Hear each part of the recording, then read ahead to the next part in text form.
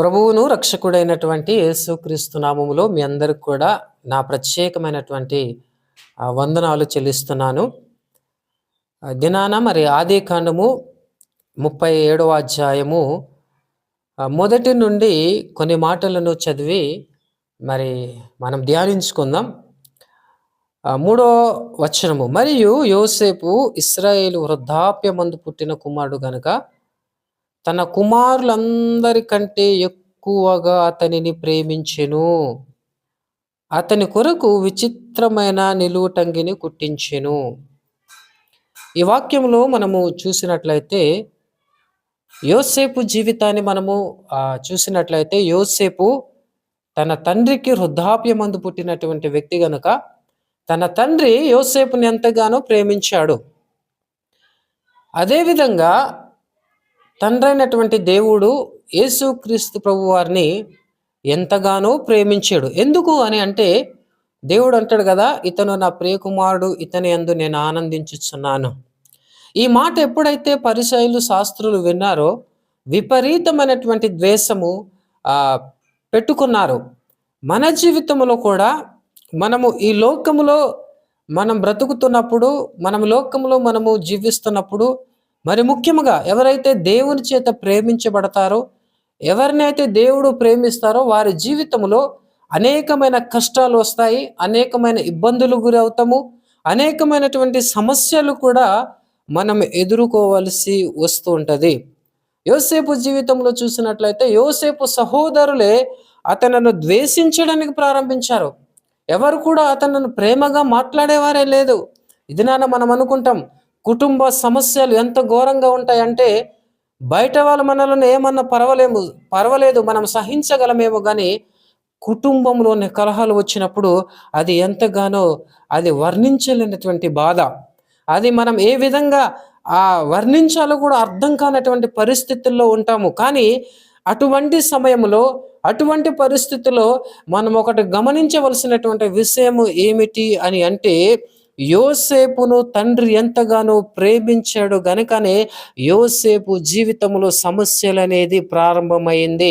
ఈ దినాన మన కుటుంబాలే మనలను ద్వేషిస్తుండవచ్చు, లేక మన ఇరుగు పొరుగు వాళ్ళే మనలను ద్వేషిస్తూ ఉండవచ్చు. కానీ ఎందుకు ద్వేషిస్తూ ఉన్నారు అంటే దానికి ఒక బలమైన కారణం ఉంది. ఆ కారణం ఏమిటయ్యా అంటే, ప్రభు అయిన యేసుక్రీస్తును ఏ విధంగా అయితే తండ్రి ప్రేమించాడో అదే విధంగా నిన్ను నన్ను తండ్రి ప్రేమిస్తూ ఉన్నాడు గనుకనే ఆ ప్రేమను లోకము చూడలేక, ఆ ప్రేమను లోకం జీర్ణించుకోలేక సాతానుడు మన పైన పెడుతున్నటువంటి అనేకమైనటువంటి శోధనలవి, వాటన్నిటిని కూడా మనము ప్రేమతో జయించేవారుగా ఉండాలి. యోసేపు ఈ దినాన కూడా తిరగబడినట్టు మనం చూడం. ఎందుకు అని అంటే నిజంగా మన జీవితంలో కూడా అనేకమైన కష్టాలు రావచ్చు, ఇబ్బందులే రావచ్చు, అవమానాలే రావచ్చు, కానీ మనము వాటన్నిటిని కూడా ప్రేమతో జయించాలి. ఎందుకు అని అంటే దేవుడు మనల్ని ప్రేమిస్తూ ఉన్నాడు, దేవుడు మనలను సంరక్షించేవాడుగా ఉన్నాడు, దేవుడు మనలను కాపాడేవాడుగా ఉన్నాడు. నువ్వు దేవుని కుమారుడు గనకనే నీ మీద ఇటువంటి శోధనలు వచ్చింది. ఎప్పుడైతే మనం దేవునిలో ఎదుగుతుంటామో, దేవుని కృపలో ఎప్పుడైతే మనం ఎదుగుతామో ఈ లోకం మనలను ద్వేషిస్తుంది. అది చూచి సహించలేదు లోకము. సాతానుకి అది చెంపదెబ్బ లాంటిదన్నమాట.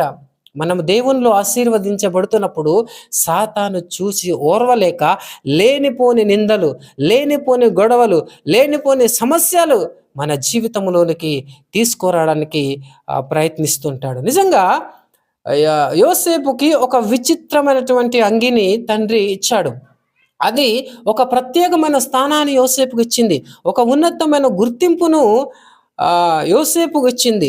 ఎప్పుడైతే నిజంగా ఆ అంగి ఎప్పుడైతే తను వేసుకున్నాడో యోసేపు అందరిలో ఒక ప్రత్యేకమైనటువంటి వ్యక్తిగా ఉన్నాడు. అలాగే ఈ లోకములో మనము జీవిస్తున్నప్పుడు దేవుడు మనకిచ్చే ఆత్మ సంబంధమైనటువంటి వరాలు, ఈ వరాలు కలిగి ఎవరైతే జీవిస్తూ ఉంటారో సాతాను వీటన్నిటిని చూసి సహించలేడు. వీటన్నిటిని చూసి జీర్ణించుకోలేక అనేకమైన దాడులు, అనేకమైన నిందలు, అనేకమైన కష్టాలు మన జీవితంలో తీసుకురావడానికి సాతానుడు ఇష్టపడుతుంటాడు. కానీ ఈ దినాన మనం తెలుసుకోవలసిన విషయం ఏంటంటే, ఈ లోకంలో కష్టాలే రాని, ఈ లోకంలో అవమానాలే రాని, ఈ లోకంలో నిందలే రాని, ఈ లోకంలో మన పరిస్థితి ఏదైనప్పటికైనా మనం ఒకటి గుర్తించవలసిన విషయం ఏమిటి అని అంటే, దేవుడు నన్ను ప్రేమిస్తూ ఉన్నాడు గనుకనే, నేను దేవుని చేత ప్రేమించబడుతున్నాను గనుకనే ఈ సమస్యలు, ఈ కష్టాలు గుండా నేను ప్రయాణించవలసి ఉంది అని మనము విశ్వాసముగా ముందుకు కొనసాగే వారుగా ఉండాలి. కొన్నిసార్లు మన విశ్వాసానికి ఒక పరీక్ష కూడా ఇది. యోసేపు పొతీఫరు ఇంట్లో ఉండటం అనేది యోసేపు ఒక విశ్వాసానికి ఇది పరీక్ష. తాను ఒంటరిగా ఉన్నాడు, అది తన విశ్వాసానికి పరీక్ష.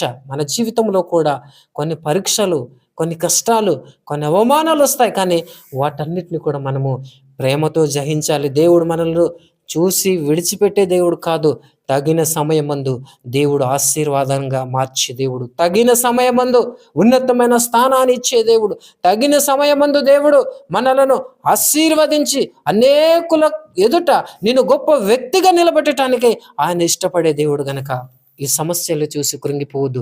ఈ దినాన నీ కుటుంబస్తులే నిన్ను వ్యతిరేకించవచ్చు, ఈ దినాన అనేకులే నిన్ను ద్వేషించవచ్చు. ఎందుకు అని అంటే, దేవుడు నిన్ను ప్రేమిస్తున్నాడు గనక, ఆయన ప్రేమను నువ్వు పొందుకుంటున్న వ్యక్తివు గనుకనే ఈ సమస్యలు, ఇది సాతాను చేత ఈ సమస్యలు, ఈ కష్టాలు వస్తున్నాయి కనుక వాటన్నిటిని కూడా నువ్వు ప్రేమగా జయించి ముందుకు వెళ్ళినట్లయితే ఒక ఉన్నతమైన స్థానము దేవుడు నీ కొరకు, నా కొరకు ఏర్పాటు చేసి ఉంచున్నాడు గనక, ఆ స్థానం కొరకు మనం వెళ్ళాలి అంటే ఈ చిన్న చిన్న సమస్యలకు, ఈ చిన్న చిన్న కష్టాలకు, ఈ చిన్న చిన్న నిందాలకు మనము కృంగిపోయి పడిపోకుండా ముందుకు కొనసాగాలని ప్రేమపూర్వకంగా మిమ్మల్ని అందరినీ కూడా ప్రేమతో మనవి చేసుకుంటున్నాను.